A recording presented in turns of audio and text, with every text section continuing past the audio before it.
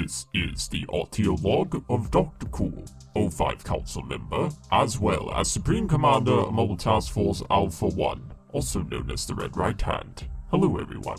Now, our final SCP reading for the month of October, or should I say the spooky month of October, is one SCP that I classify as even being more dangerous than SCP-2006 and 682.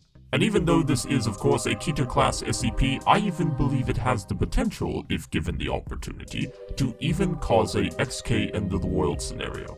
This is an SCP that I have covered before, but with the new format being one that I appreciate and like, I decided that we will be reviewing this SCP in a more better looking format. And yes, I understand many of you all are complaining, Dr. Cool, why doesn't your office look spooky enough? Well, one, I'm here and that should be terrifying enough. But if it isn't, then happy Halloween, and look, instead of an SCP logo, it's a pumpkin. Seriously people, this is the best that I can do, go with it. However, the semantics of the holidays aside, let us look into this creepy SCP, even if many think that it's not. Beginning audio file. Item number SCP-2006.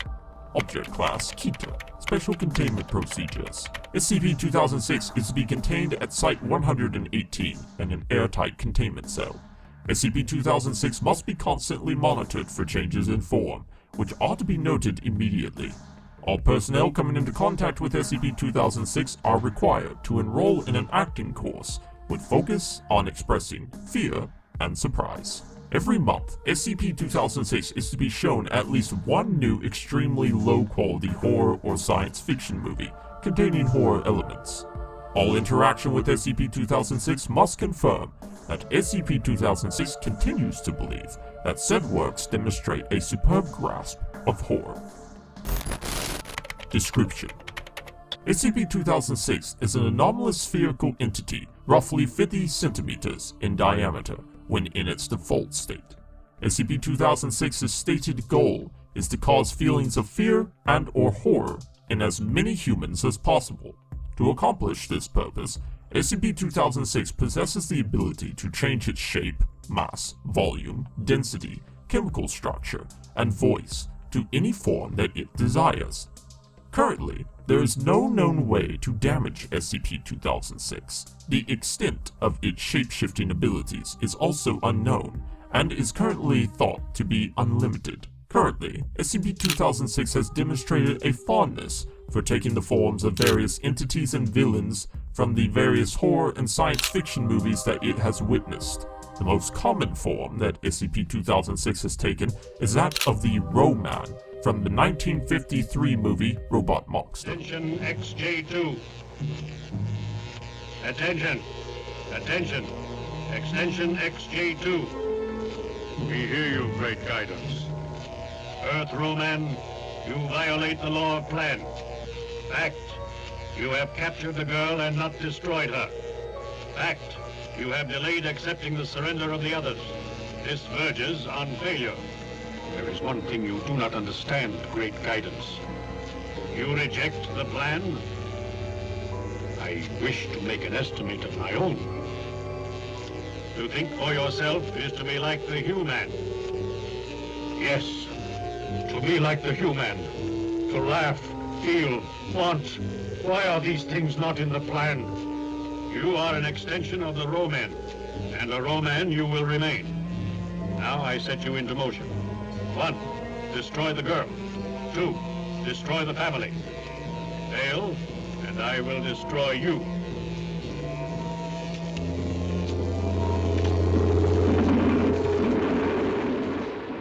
SCP-2006 is capable of speaking even when it possesses the form of an entity that is normally unable to speak. SCP-2006 will generally attempt to startle or scare any individual it comes into contact with, but after doing so, will become affable and friendly. The reason behind this is currently unknown. Although SCP-2006 has repeatedly stated its goal of causing as much fear as possible, SCP-2006 is a poor judge of concepts that cause fear in humans and constantly searches for new methods in which to accomplish its goal.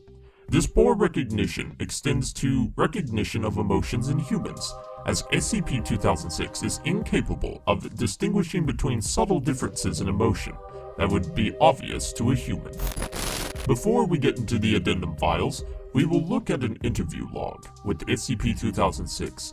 This will help you gain an idea of the possibilities of what you are to face and how, most importantly, to act around SCP-2006. Beginning audio file. Fear me, mortal. I am the mighty Roman. Cower in fear.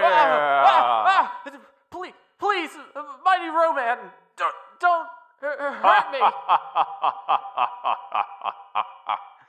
It's just me, Doc. I got you pretty good, didn't I? Huh? SCP-2006? Oh, dear Lord. Ooh, you really frightened me there. I was about to have a heart attack. It's what I do best, Doc. Boo!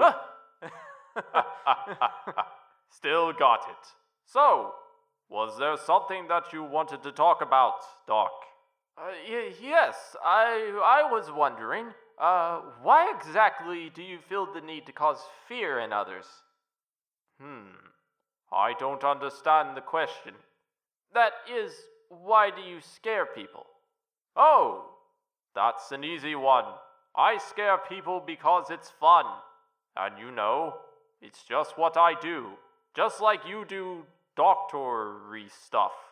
I do scary stuff. I'm the best at it. I don't really see what else there is about it. Yes, that you are. I'll take my leave then. Come back around soon. I'll have some really scary stuff next time. By the way, I will eat your soul. Let me out of here. I'm gonna die of fright. Ending audio file. Accessing addendum files. Now, we get into our addendum files. Addendum. The current site director for Site 118 has issued the following memorandum regarding SCP-2006. I shall be narrating it for you. I have been getting reports of some of the lax behavior regarding SCP-2006. Many personnel have been heard laughing at SCP-2006 during surveillance, when it watches a new movie, or when it attempts to scare individuals. Some personnel have heard questioning why SCP-2006 is classified as a KETER entity. I am here to remind you that a KETER entity is a KETER entity, regardless of how innocuous it may seem. No, SCP-2006 is not a rampaging demigod, nor is it a regenerating super lizard. However, it possesses the same level of danger as any other KETER that the Foundation has contained. Think of SCP-2006's purpose. It wishes to scare people. Imagine what would happen if SCP-2006 broke containment and found out what really scared people. Imagine if it saw the horror and fear of war, or the concepts of paranoia or phobias common to each and every human being. Imagine if it found the true horror of a nuclear holocaust or an XK-class scenario. Now, couple that with an entity that possesses shape-shifting abilities with no known limits, and you'll understand why it's classified as KETER. All personnel mentioned above have been suitably disciplined. I do not want to hear about this again. Sincerely from Dr. Randall Owings, Site 118 Director. Deselecting addendum files. And I highly agree with Dr. Owings. In fact, being the head researcher of KETER studies and an O5 council member, I had to discipline these very individuals that Dr. Owings mentioned. And trust me, they'll no longer be a problem anymore.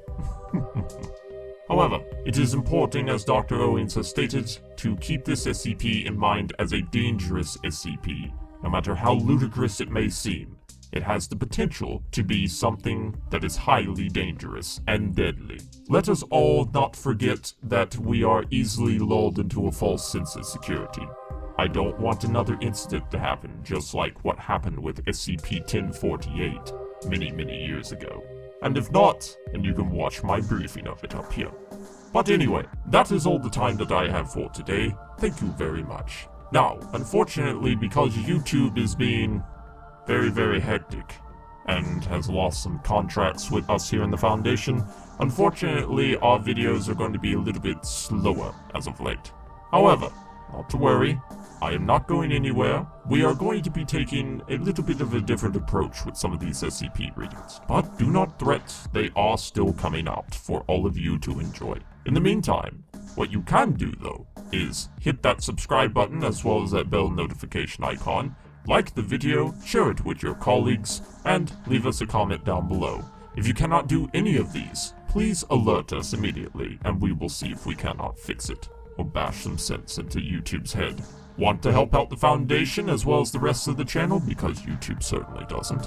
Then go to our Patreon page down below and support, and most importantly donate there. All supporters of the SCP Foundation are well rewarded. Plus, they actually care about whether we get donations or not like YouTube. But anyway, that is all the time I have for today. Thank you very much for watching the video all the way through, and tune in next time. This is Dr. Cool, 05 Command, signing out. End of file debriefing.